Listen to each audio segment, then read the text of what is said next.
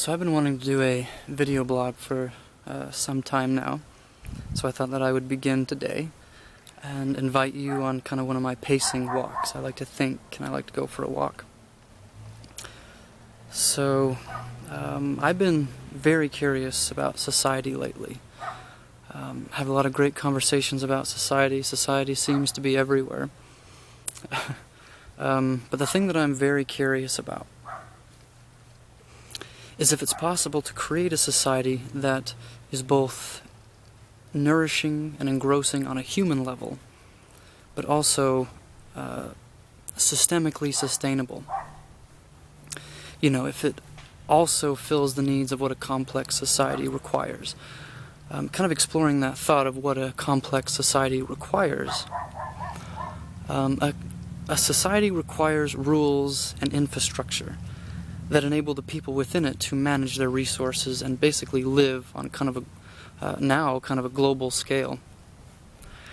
And that's great for the civilization on the whole, maybe, but it's problematic for the individuals themselves, because basically what it kind of amounts to is a system of bureaucracies and inefficient ways of doing things that don't really allow the individuals to express their full potential.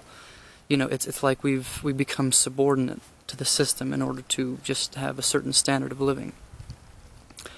And that's not a real human way to live. I mean, it's fine if you're an algorithm.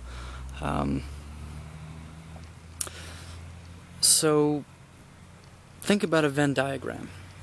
So on one side you have all the list, or rather a robust list of all the things that human beings do naturally, without any need or notion of reward.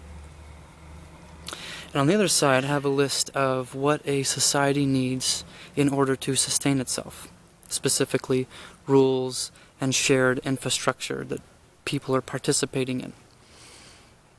And go down that list and see if there's any crossover in this Venn diagram.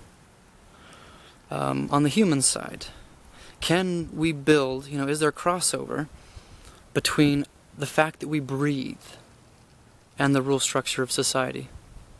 I mean, technically, ultimately, yes, but not precisely in the way that I'm thinking. Can you build a complex society on our proclivity to make art? I don't think so. I don't think there's a great deal of crossover there. However, can you build a modern society upon our proclivity to play games? Now that's interesting to me, because games are based on rule structures. Society requires rule structures in order to function. Humans love to play games. Many humans do. Some don't. But any time I've heard someone say that they don't love to play games, it was specifically because they said that they were arbitrary or a waste of time or meaningless or whatever. Obviously, if you had a society that was, based upon a game, then that would reduce it would no longer be an arbitrary game, but it wouldn't just be like one game like chess. It would be more like an arcade of games. This is where my mind starts to go. It would be like an arcade of games where the games within the arcade manage the arcade. Anyway, that's kind of what I've been thinking about. It's what I've been fascinated with, and it's what I'll probably continue to explore in my subsequent video blogs. Yeah, I'd love your feedback, and let's continue this discussion.